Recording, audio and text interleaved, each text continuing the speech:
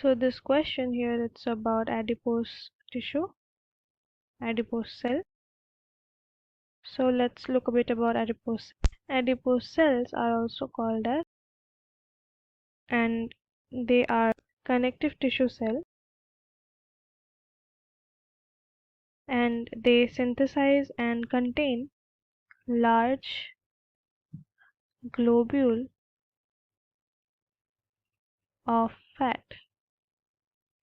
Adipocytes are derived from mesenchymal stem cells by the process of adipogenesis, and in this question we need to draw a diagram of adipose tissue, adipose site. So let us dive into it.